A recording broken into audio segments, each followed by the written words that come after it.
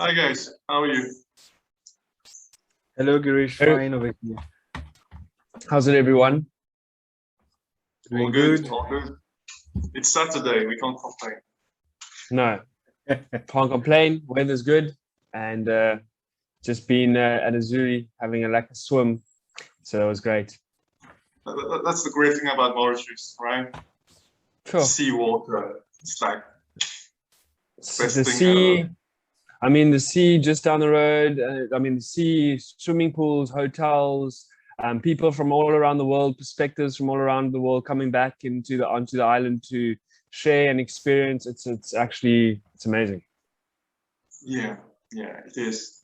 And yet, and yet sometimes life falls apart, isn't it? And And yet, that's the title of today's podcast. It's not about the sea yeah. sun and nice things, but it's about life falling apart. And Mm. yeah, it's not just me enjoying topics about suffering and dog stuff, which I do enjoy actually. But I was reading a Buddhist story 2 days ago, and that's how I started to think about life and what do people usually do when life breaks them apart, or when they fall into the gutter, or when you fall down into that hole and you lose your soul. That's actually sung by Alice in the Chains. Um, yeah, so what do we do when these things happen? It's really tough. So I'm going to tell a Buddhist story, and then we can develop on that a bit. All right? Okay, Okay, Great. right. good. So there is a story about a guy who was walking in the forest. Okay, and then while he was walking in the forest, a tiger starts to chase him. All right, so tiger starts to chase him, and he starts to run. He runs, and he goes next to a well. He goes next to a well, and then the only thing he can do is jump into it. All right, and when he jumps into the well, because the tiger's chasing him, he's still scared for his life, so he holds onto a branch. He doesn't fall into. Okay, and when he's holding to the branch now, you've got the tiger at ground level waiting for him to eat him. And then in the well down there, there's no water in it. There's a snake waiting to bite him when he falls down. Okay, so he's in the middle holding to a branch. And the third thing is that there's a mouse which comes out from a hole and starts to eat the branch. Okay, and that story is supposed to tell us how life is to us. It's a Buddhist story, okay? So it's there to explain to us what life can do to you. All right, so you've got dangers from three different sources. And what does the guy do? He doesn't panic because he's the Buddhist guy in the story. So he stays calm and he looks at the sky. Okay, and then he starts to feel honey on his cheeks. Okay, because there's honey falling from somewhere from the trees or whatever, and he pulls out his tongue and starts to enjoy the honey while he's in the in that state where the branch to break and all those things, and he enjoys it and just stays calm because he can't do anything. And what happens is that while he's enjoying the honey falling on his face and he's licking it, okay, the tiger gets impatient and then tries to jump, misses the guy, and falls onto the snake. So the snake dies and the tiger dies. And then suddenly he gets some energy. He tries to climb up the well, and then he's all cool. He's okay. So this story is supposed to tell us about life. Mm. And now you start, Damien. What do you get from that story? Well, first of all, I thought that there was another problem, that the beehive was there, and that there was a whole bunch of bees that were going to attack him. But I'm glad that didn't happen. No, so for how I see it is that in every single given moment, there is always a way out of whatever darkness you are in. There is always the light in any dark situation. In this, I think, reflects that really well, in that it seems like there's no solution to the darkness that he was in. But in the moment, he embraced the moment, and he was able to focus his attention or his energy at enjoying the honey and enjoying that moment that he had even amongst the chaos. And in applying your energy or focusing your energy in the dark situation with whatever light you can, whatever light is there, even if it's just your breath, and just kind of then you are focusing at creating an opportunity for you to kind of take the step out of the darkness, and then life unfolds in the way in which you direct your energy. So I think that story like sums it up, really well. In that, in any darkness, sit back, take a deep breath, and just kind of enjoy being alive in that chaotic experience, and then you will, and by taking action on that, you will surprise yourself at the opportunities that will present themselves for you to kind of eloquently take the steps out of whatever darkness you are in. That's kind of how I perceive and interpret that story, Yeah. The thing, the key word that came to my mind, in fact, is patience. So this guy was up there. There was danger everywhere surrounding him, and he didn't panic. The first thing is that I remember last time I was mentioning about the fight, the flight, or the freeze mode. So here again, the choice of that person was neither to fight against the difficulties, against death probably, nor did he fly away. He couldn't. So this option was just out. But the third thing he did was he freezed. So again, he did not do any action. But I believe that to have this patience, I believe that patience is cultivated also, right? Because at times there are people who are innately patient, right? They are used to being patient, and there are people who are impatient, and there are those who try to become patient in the sense that they observe people, they experience what other people. Especially, you were mentioning about the Buddhist. He was someone who was following the Buddhist pathway. So here again, patience is one. When we see their faces, when we see their poise, we could see how patient they are for sitting or standing or lying for hours, and not even we can't see any movement even. So this guy, out of his experience, I believe, he brought out this aspect of patience. And there was danger around him. Snakes, a snake, tiger, a mouse was gnawing the branch, but he was still. So being patient is a good thing, but being still is another good thing, because he could be patient, yes, but still he could have some fear. He can panic by he's patient, waiting for a time to come out. But if he gets panicked during this instance, still he can lose his patience. So even if having life experiences, being in danger, at times you see how much experience can we bring forward, right? So he was there, and in his state, he wasn't even hoping, I guess, because life surprises him. That instant surprises him with this drop of honey. So something just he wasn't even waiting for this. He didn't even observe that there was a beehive somewhere. So this drop of honey just was the surprise gift came to him, and he was relishing the taste of this honey. And here again, he loses his self.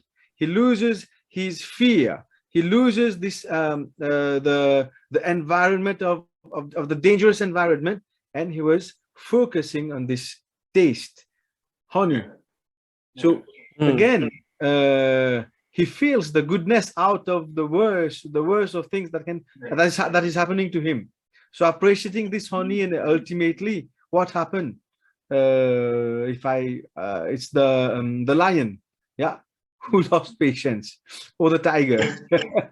Okay, so waiting for the prey to move. Ultimately, the one. So in the story, there are many stories, many morals, many values hidden in there.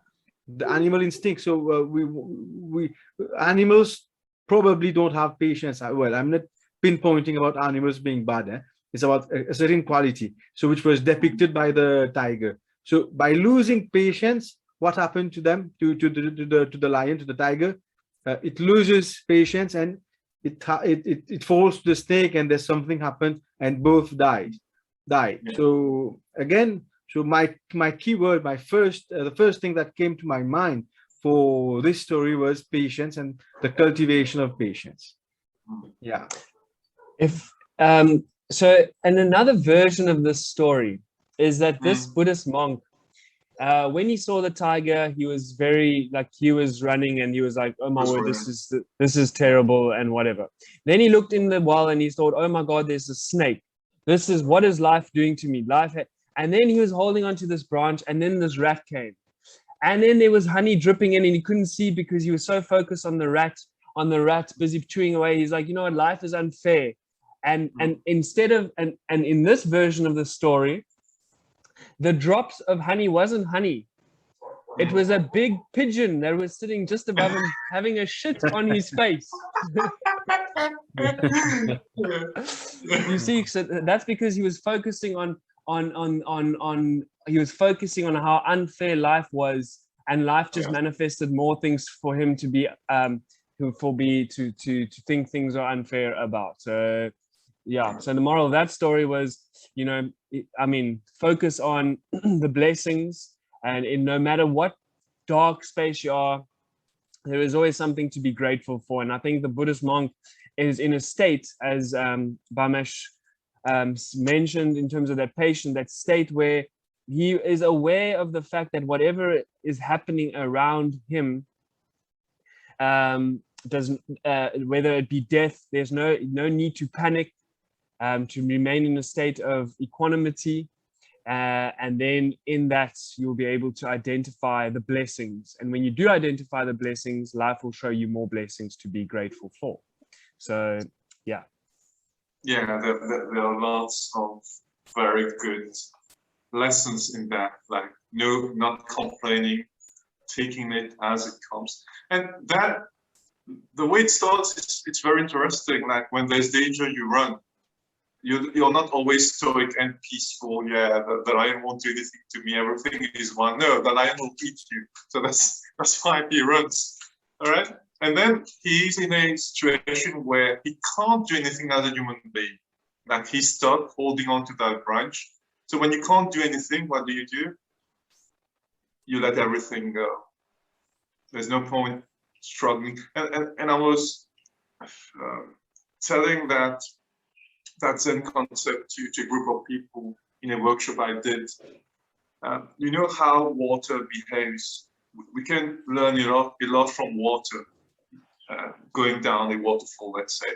So it's going down, it goes over rocks, it goes around rocks, it flows, it continues going. So that's us human beings with our problems. We try to, find a way out. But when the water can't overcome the rock, let's say, what does it do? It hits against the rock and then it stays still. You can't do anything till you get another wave, and then you can go over the rock again. So sometimes you can't do more than what you're doing, and during that time, what you do is you rest, because that's all you can do. It's wise to not do anything at time and just be patient, like Pam said. And there's a very deep lesson in that story, which is about the practice of Zen itself. In Zen, what we do, since I practice, in Zen, what we do is we accept life the way it is completely.